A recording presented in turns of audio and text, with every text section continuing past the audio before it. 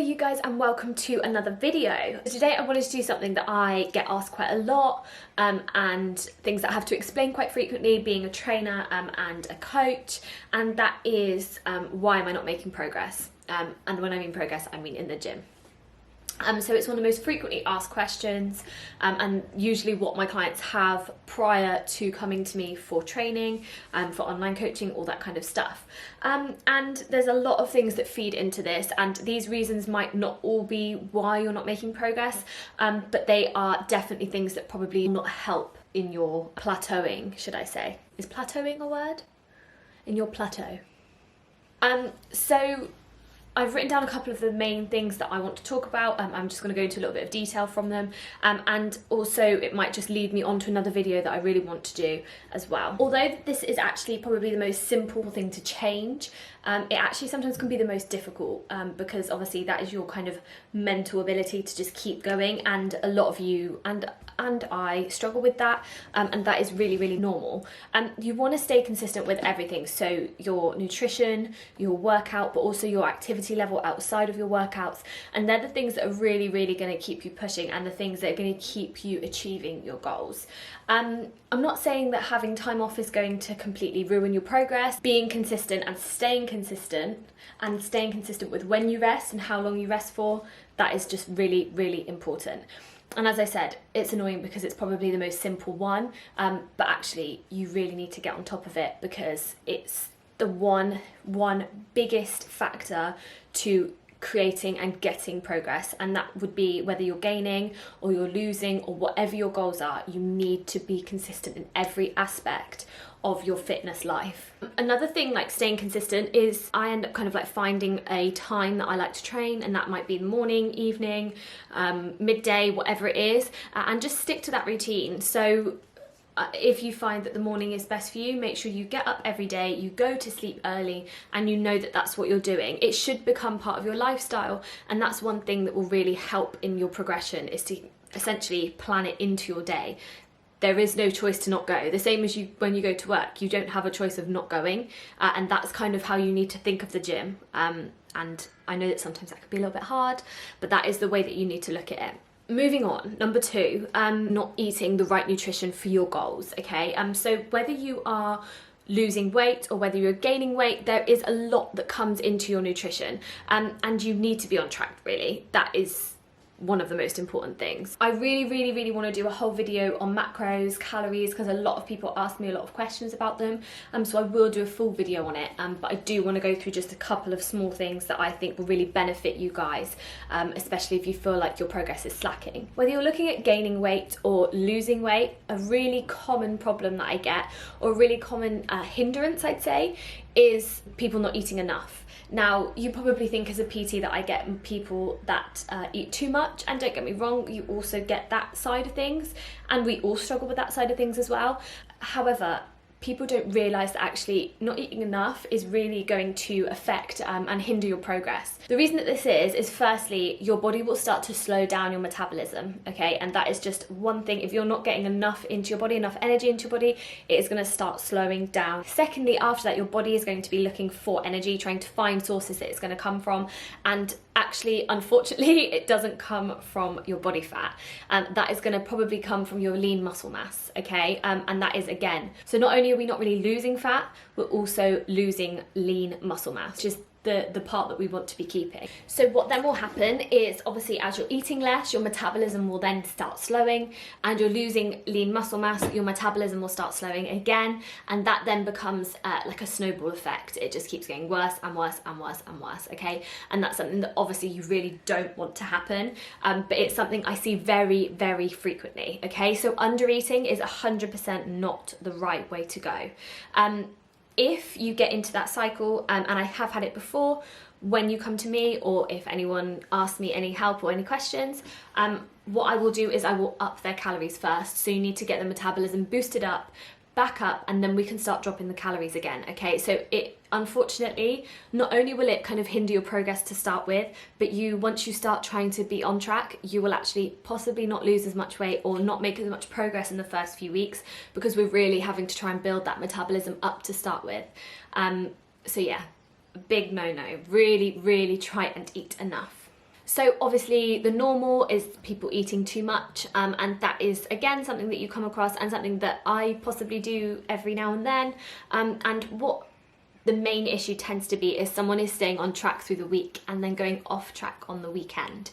And where they go so off track on the weekend, it then actually means that their whole calories and all of their macros are now actually at maintenance for the whole of the week, and that just means that you're not going to be losing any weight. Them goals are more likely to not be achieved that week. Another thing that people do when they overeat is that they don't actually track their food. So they think they're tracking it, and then they have a digestive biscuit just on the side and they don't put it in, and then they have a bite of toast and then they don't put it in, and then they have, I don't know, a sip of someone's wine, I don't know, something like that. And that's the one thing, again, is that you actually need to make sure that you are tracking and unfortunately weighing out everything that you're eating, and that really is the best way to go about sticking to everything.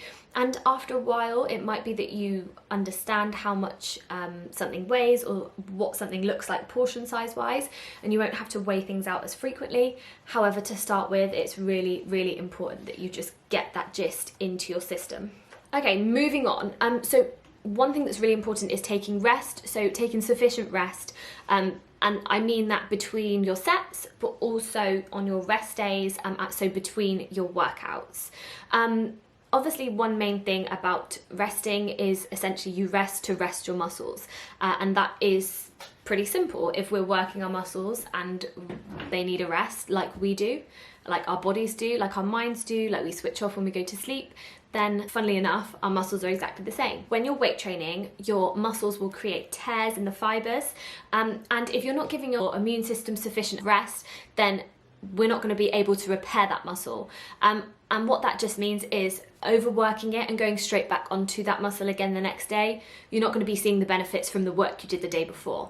Not only that, it's pretty simple, but actually it will help in your recovery, but also help in preventing any injury.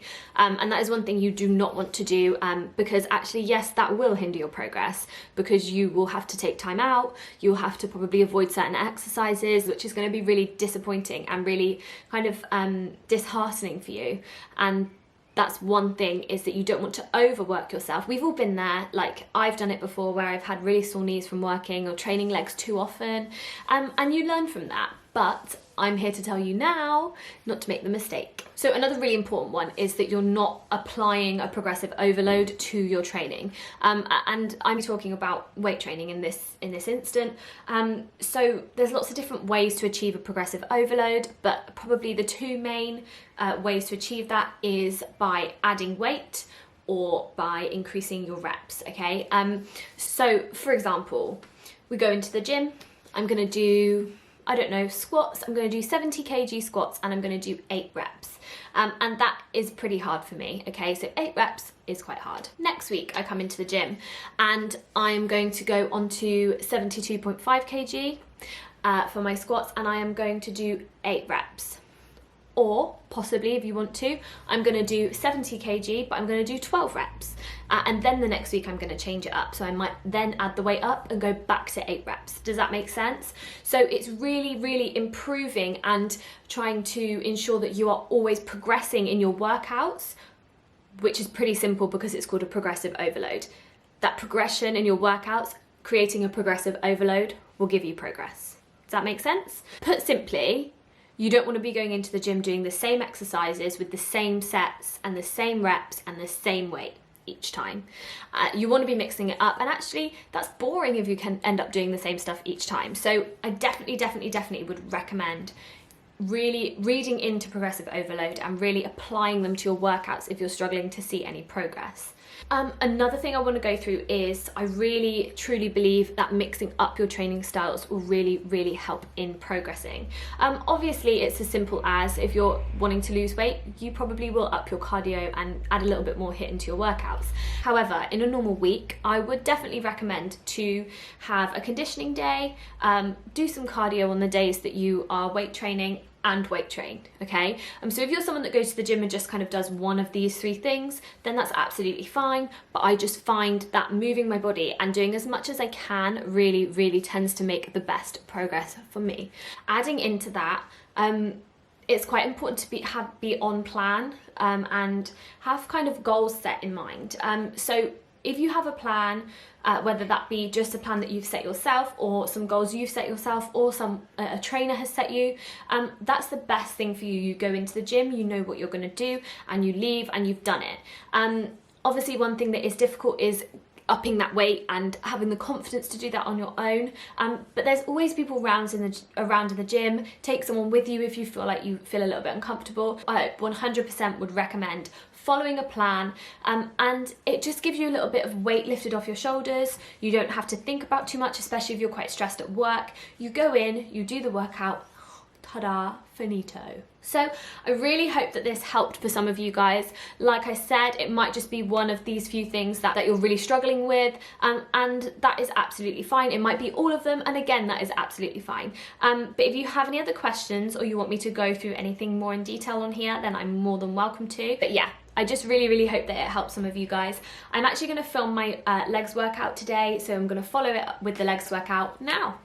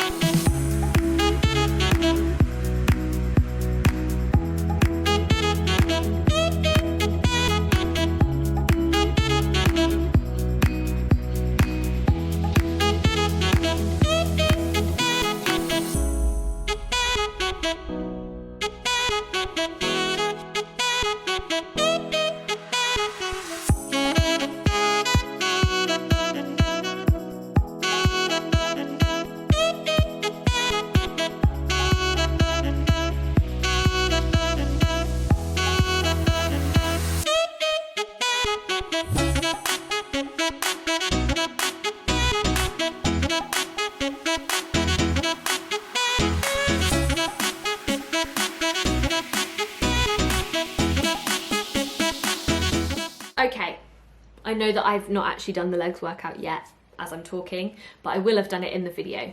So I hope you enjoyed my leg workout, and don't forget to subscribe to this channel if you haven't already, or just hit the thumbs up button, which would really help my channel. Thank you so much, you guys. Thank you for coming back again, and I will see you again soon. Bye.